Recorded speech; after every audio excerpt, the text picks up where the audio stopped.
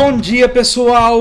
O Fanta aqui tá de novo com vocês e hoje a gente vai apresentar o tema sobre preconceito religioso, intolerância religiosa. É isso aí. Gente, hoje a gente vai apresentar esse conceito com o nosso querido Frei Cassiano. Tudo bem, Frei? Pode dar uma palavra ao pessoal? Muito obrigado, né? É um prazer aqui estar com vocês aqui hoje, né? E conversar sobre esse tema, assim, muito polêmico, mas importante para a gente abordar, né? Visto que um dos motivos da intolerância religiosa é justamente a ignorância, a falta de diálogo, de conversa, de conhecimento. Estamos aqui também com a nova apresentadora Mirella. Oi. Tudo bem, Mirella? Fala alguma coisa para o pessoal te conhecer melhor. Meu nome é Mirella, como já falou. Aí a gente vai entrevistar o Frei sobre intolerância religiosa. Aí a primeira pergunta seria, o que é religião? Bom, religião, né? Vamos deixar assim. É um conjunto de normas, de crenças, de valores, né, que um grupo de pessoas vive, né? Religião seria isso. Aí são várias as religiões no mundo, né? Mas assim, de forma resumida, um conjunto de crenças, valores. E as religiões pagãs? O que seria uma religião pagã? Depende de qual viés você tá falando isso, tá fazendo essa afirmação. Que eu ouvi falar, assim, não tenho certeza, por isso mesmo estou perguntando pessoa a pessoa. Eu ouvi falar que a religião pagã é aquela que acredita em mais de um Deus. E eu ouvi também nesse meio citando a Umbanda, Candomblé. Olha, pro cristianismo, né, a religião pagã é aquela que não é cristã, né? É isso. Mas também a gente não pode ter esse preconceito, né? Porque não é cristão que a gente, né, não vai respeitar, né? Ou simplesmente vai impor a nossa religião, a nossa forma de ver o mundo, a nossa visão de Deus, né, para aquela outra pessoa. Então, assim, eu poderia dizer que religião pagã é aquela que não professa o cristianismo, mas isso pra gente, né? Agora, pra eles lá, por exemplo, você citou religiões de matriz afro, né, o Islã também, se eu não me engano, assim, pra eles estão certos, eles estão vivendo o que eles acreditam, né? Isso que é importante. Então, da maneira certa, não existe nenhuma religião pagã. Assim, tipo, o cristianismo, o senhor disse que para eles qualquer outra religião é pagã. Mas se for ver da forma certa, nenhuma religião é pagã. Porque cada uma acredita em Deus, mas cada um da sua forma, como o senhor disse. Cada religião tem sua forma de ver. Talvez assim, uma afirmação mais correta seria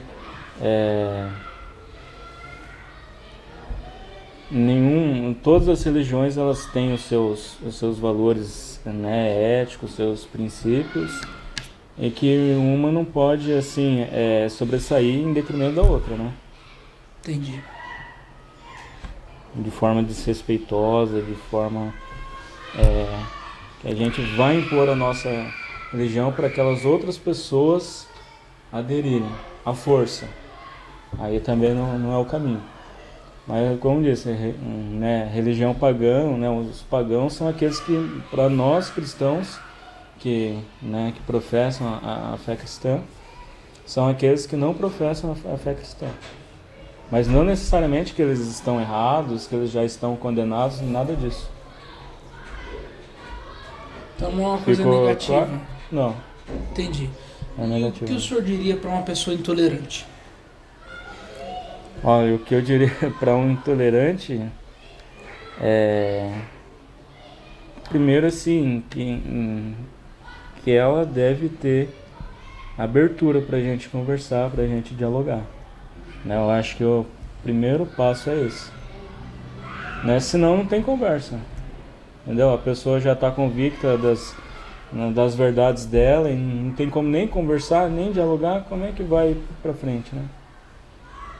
Acho que o primeiro passo é esse, ter abertura para o diálogo, abertura para conversar, para conhecer o novo, né? Sem preconceito.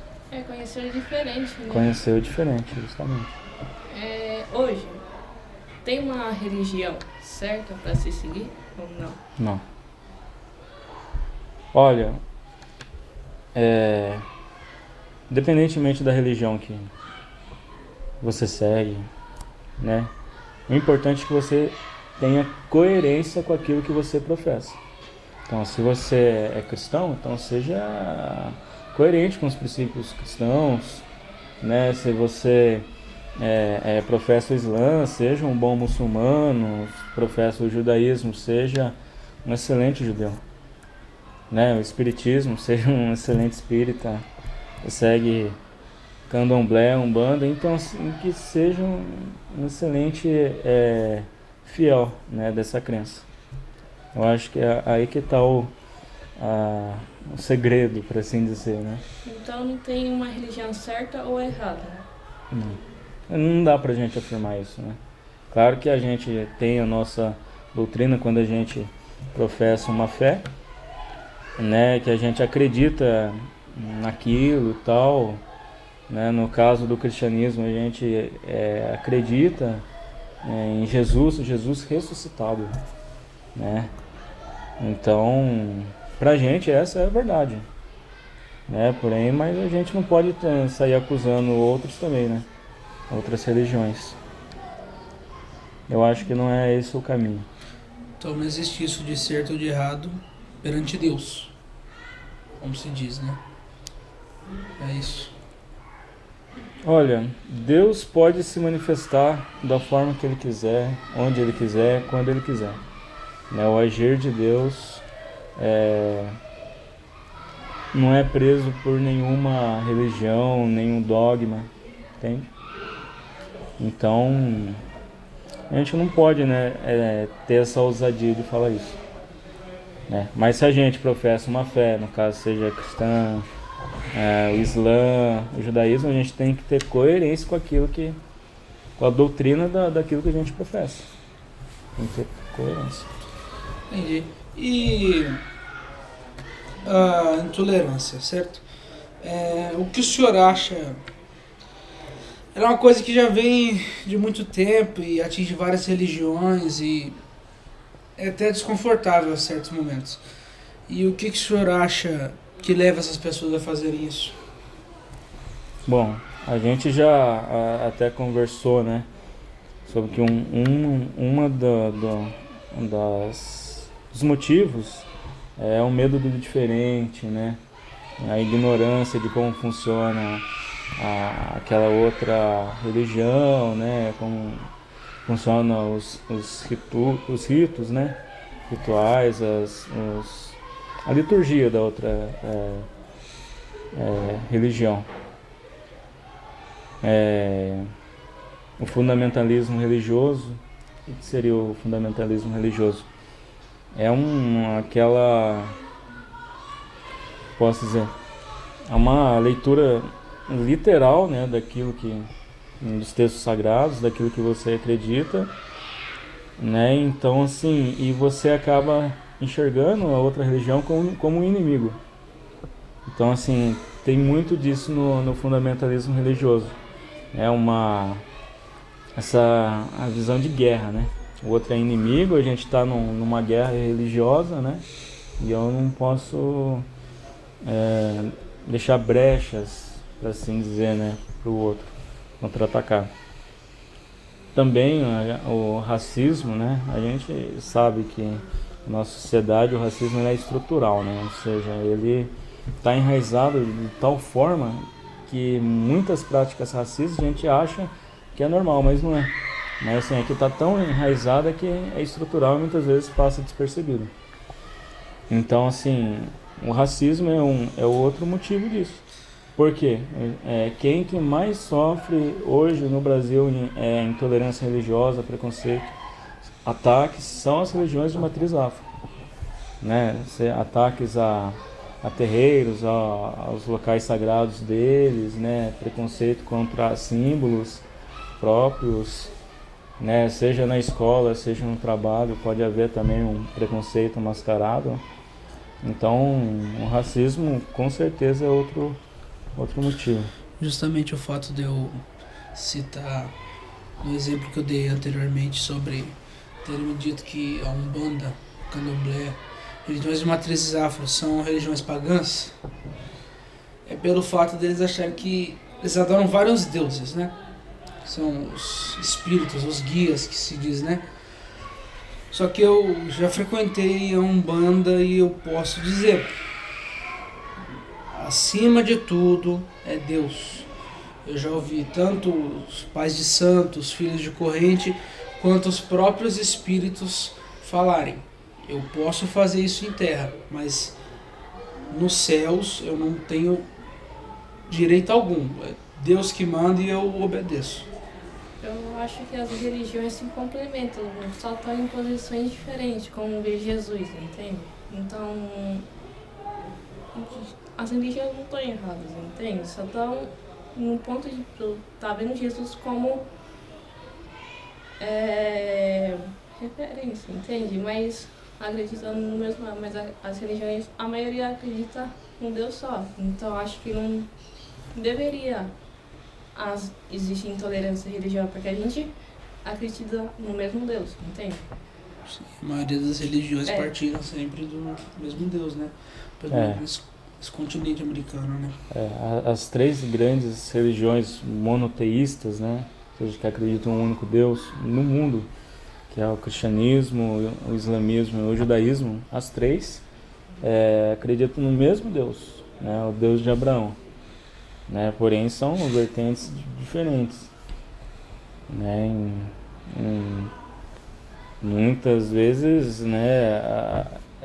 Até de se assustar, por exemplo, que existem mesquitas assim em honra a Nossa Senhora, a Mãe de Jesus. Existe também, porque ela, Maria, Mãe de Jesus, que é um grande profeta no islamismo, por exemplo, ela é a figura feminina de maior grau assim no Islã, né? E assim, esse é um exemplo das três grandes religiões que acreditam em um único Deus, né? Depois tem outras também que até mudam mesmo o conceito, a entidade, o Deus é diferente, né? E isso que você falou, Mirella, é importante para a gente ter, partir para o diálogo, né?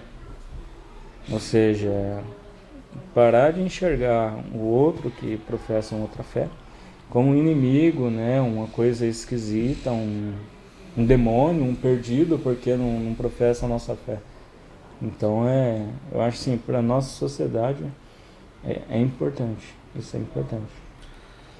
Temos também exemplos, né, no caso da minha fé católica, né, próprio no São Francisco, né, um exemplo disso, porque em 1219 ele parte para o Egito, ele e um outro frade, e para ter um encontro com o sultão, né, o sultão que era a maior autoridade do mundo islâmico na época, no meio de uma cruzada, né, ou seja, a cruzada, aqueles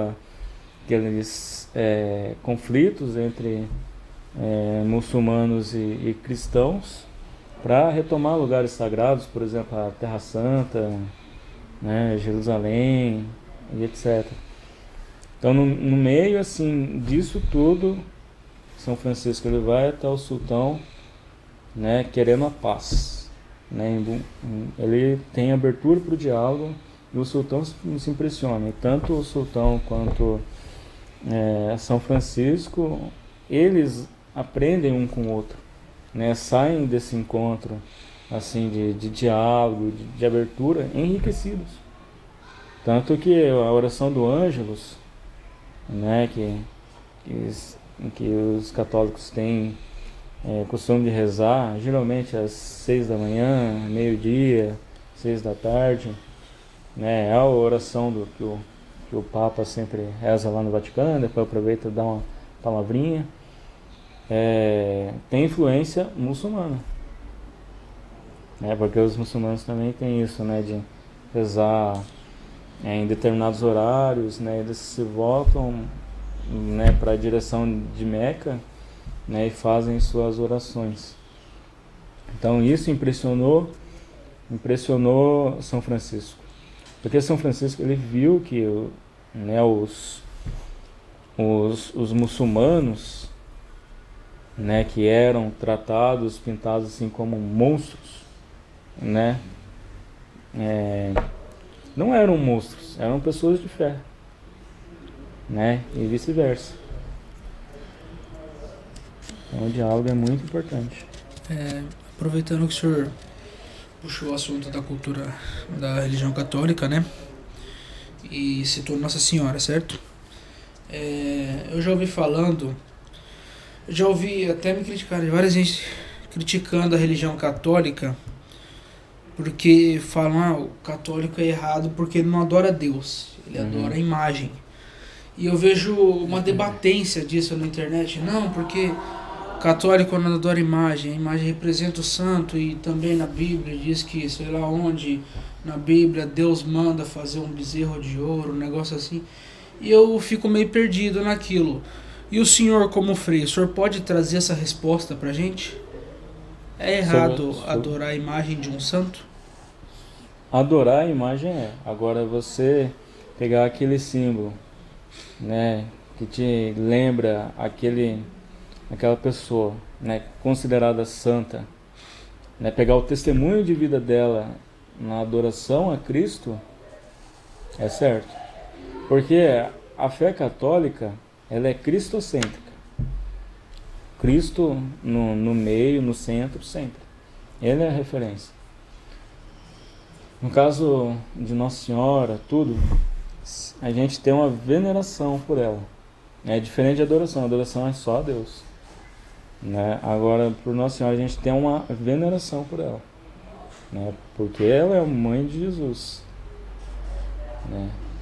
Então, assim, ela acompanhou Jesus assim, desde da gestação, depois acompanhou o crescimento de Jesus e tal, e sempre foi muito fiel a Deus, né? Então, a gente, assim, na veneração, pegar como exemplo, né, de obediência, de abertura à palavra de Deus, ela é o maior exemplo que a gente tem.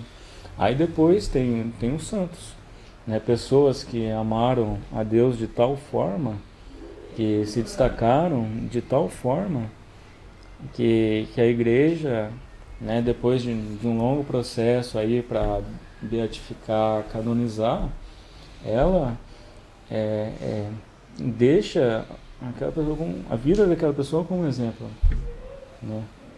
E um exemplo muitas vezes é próximo e possível, né? Ou seja, dá para amar a Deus, dá para, né, amar o próximo como a si mesmo, né? Mesmo no mundo de hoje, né? A gente tem um exemplo mais recente, que é do Carlo Acutis, né? Um jovem, adolescente de 15 anos, né? Morreu de forma muito rápida depois que descobriu um câncer, né? E que antes, assim, ele era muito assim, muito ativo nas redes sociais para evangelização e tal, é uma pessoa muito boa, né, durante a vida dele. E ele virou um santo, não virou? Ou seja, é muito próximo da gente. Ele morreu, se eu não me engano, em 2006. Não foi 2006. Eu não me lembro agora. Mas ele foi canonizado recentemente como santo, não foi? Vai ser canonizado. Vai ser? Vai ser. Então, assim, ou seja, mesmo, e era um jovem que gostava de cinema, de tomar refri, né, fazer as coisas de jovem, né, se apresentar em teatro, dançar, jogar, ou seja, né, para ser santo, ou seja, santo esse reconhecimento que você é pecador, que necessita da graça de Deus e que nunca para de lutar. Para ser santo, não precisa você deixar todas as coisas boas do mundo. Dá para você continuar vivendo isso e amar a Deus. Então, e as imagens, elas, assim, a imagem, assim, é que aqui não sei se tem imagem, mas A imagem é só é um símbolo, Tem uma imagem logo aqui do lado, né, no seminário. Então, é um símbolo, assim, se quebrar, se der pra consertar, conserta. Então, mas sem adorar o material em si. A pessoa que diz que o católico adora imagem, então ela tá errada. Não é isso. Se um católico adora imagem, ele tá errado, né? Se ele adora, assim, aquele objeto, tá errado. Mas se ele venera e aquele símbolo ajuda ele a rezar, então ele... Então, perdão pela pergunta que eu fiz, eu acabei percebendo que eu perguntei errado, adorar a imagem, mas foi a pergunta que eu quis dizer, eu acabei falando assim no momento. Não, é o que muita gente acha mesmo, né? Tem essa ideia, né, de adorar a imagem, porque não entende, né, o simbolismo de tudo. Por exemplo, se você entra numa igreja que tem lá várias pinturas, seja da Via Sacra, né, ou seja, contando a história de Jesus, isso ajuda aquelas pessoas. É que hoje, assim, no nosso contexto atual, não é tão forte isso. Mas, por exemplo, antigamente, que as pessoas não sabiam ler, né, as imagens ajudavam elas a entenderem, né, a história de Jesus. O presépio, né, que a gente tem o costume de montar no Natal, tudo, né, com a ovelhinha, o boizinho, justamente tem essa ideia também, né? Entendi. Porque antigamente se você tinha contato com aquilo, só nos textos, né? E muita gente não tinha contato, não tinha nada. Então, Frei, felizmente o nosso tempo está chegando ao fim e a gente vai ter que se despedir aqui, pessoal, tá certo? E é isso, o Frei, muito obrigado por o senhor estar aqui hoje, Frei. Eu ia pedir para o senhor deixar um recado, mas se o senhor quiser deixar, mas...